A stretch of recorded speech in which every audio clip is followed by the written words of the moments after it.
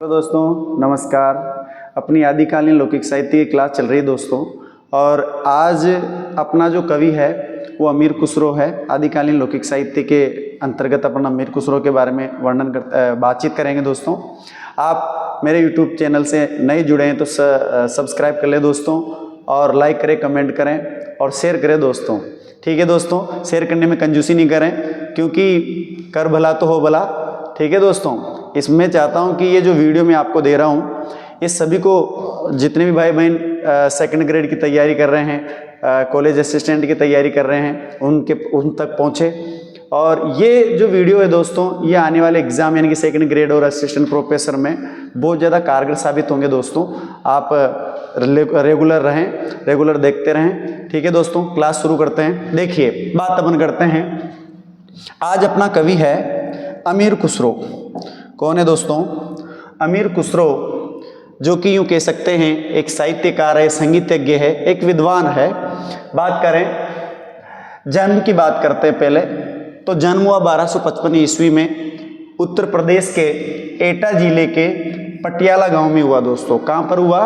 उत्तर प्रदेश के एटा जिले के पटियाला गांव में हुआ। और मृत्यु यदि पूछी जाए तो दोस्तों 1325 ईस्वी में है।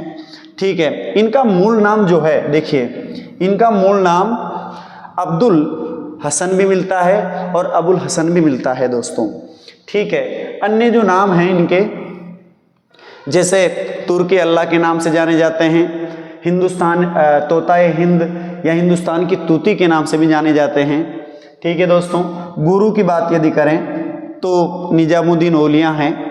और रचनाएं हम बात करते हैं। अब देखिए दोस्तों, क्वेश्चन जो है एक तो बनता है यहाँ से, बहुत सी बार अमीर खुसरो के गुरु का नाम पूछ लिया जाता है, हिंदी साहित्य के इतिहास में पूछा जाता है और जीके के अंदर भी पूछा जाता है। तो ये दोनों ही दृष्टि से दोस्तों क्या है, महत्वपूर्ण है।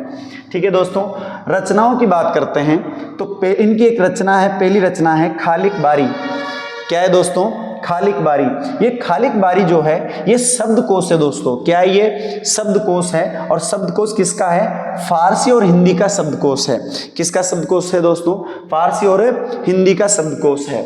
देखिए, दूसरी रचना है नोहसी पर। क्या है? नोहसी पर। ये भारतीय बोलियों का विस्तार से क्या करता है? वर्णन करता है। किसका? भारतीय बोलियों का विस्तार से वर्णन करता है, यानी कि भारत की जितनी भी बोलियां हैं उन बोलियों का उल्लेख, उन बोलियों का जो उल्लेख जो है वो विस्तार से किया गया है। किसके अंदर? नोहसी पर के अंदर। ठीक है दोस्तों, खुसरो की पहेलियां ये प्रसिद्धि का कारण है, यानी कि अमीर खुसरो की सबसे ज्यादा अगर प्रसिद्ध हुई हैं तो वो पहेलियां ही हुई है। ठीक है दोस्तों, तो प्रसिद्धि का कारण क्या रही है? खुसरो की पहेलियां रही है। आगे बढ़ते हैं दोस्तों, आप स्क्रीनशॉट लीजिए, फिर स्क्रीनशॉट लीजिए आप, फिर आगे बढ़ते हैं यहां से। देखिए,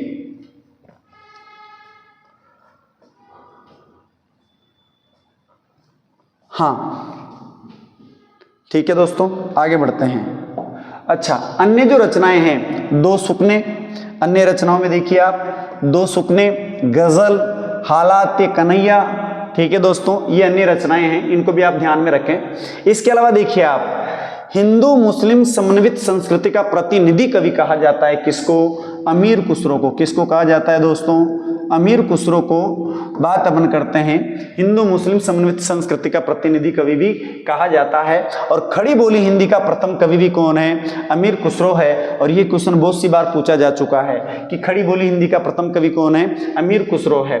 और अमीर खुसरो का एक कथन है कि मैं हिंदुस्तान की तूती हूं, अगर तुम भारत को जानना चाहते हो तो मुझसे पूछो। ये कथन है दोस्तों किसका? अमीर खुसरो का। ठीक है, सितार और तबले के आविष्कारक रहे हैं, साथ में कव्वाली के जनक भी रहे हैं। अपने गुरु निजामुद्दीन औलिया की मृत्यु पर इन्होंने कुछ पंक्तियां लिखी थी दोस्तों कि गोरी सोवे सेज पर, मुख पर डाले केस। और ये पंक्तियां पूछी जा चुकी है दोस्तों सेकंड ग्रेड के अंदर, तो आप इनको ध्यान रखें। और मैं वापस मिटाता हूं, आप स्क्रीनशॉट लीजिए। देखिए दोस्तों,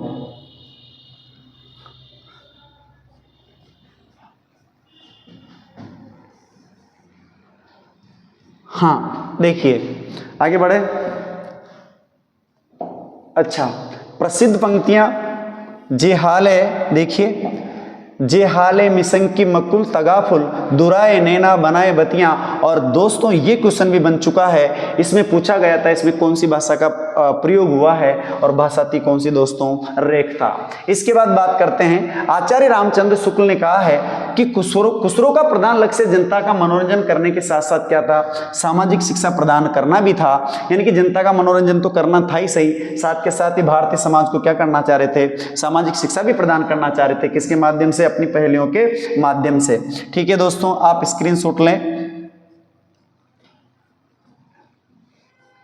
ठीक है, देखो आगे बढ़ते हैं और दो रचनाओं की चर्चा अपन फिर करते हैं।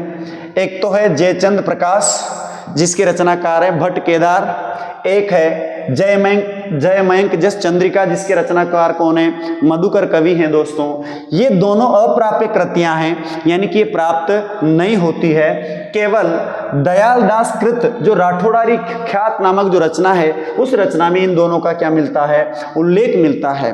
क्या मिलता है दोस्तों, उल्लेख मिलता है। और ये जो दोनों रचनाएं हैं, जयचंद प्रकाश और जयमयंक जस चंद्रिका, दोनों जो रचनाएं हैं, इन रचनाओं में कन्नौज के शासक जयचंद के शौर्य का क्या किया गया है, वर्णन किया गया है। इसके बाद एक रचना और है दोस्तों, बसंत विलास जिसके रचनाकार क्या है, अज्ञात, यानी कि इसके रचनाकार का पता नहीं है। ठीक है, संपादन किया 1952 में, माता प्रसाद गुप्त ने करवाया 1952 में। दोस्तों कुछ किताबों में यहाँ पर केशवलाल हर्षद राय भी लिखा हुआ है, केशवलाल हर्षद राय ध्रुव भी लिखा हुआ है, लेकिन जहाँ तक ऑथेंटिक बात है दोस्तों, तो 1952 में माता प्रसाद गुप्त ने ही इसका क्या करवाया था, संपादन करवाया था। इसमें 84 छंद हैं, 84 छंद हैं, और इन छंदों में बसंत और स्त्रियों पर कामदेव के विलासपूर्ण प्रभाव का क्या किया गया है, चित्रण किया गया है। दोस्तों ये जो क्लास में आपको दे रहा हूँ, ये आने वाले एग्जाम में आपके लिए रामबाण साबित होगी। ठीक है, इस वजह से आप निरंतर जुड़े रहें और ज़्यादा से ज़्यादा क्या करते रहें दोस्तों, शेयर करते रहें। धन्यवाद।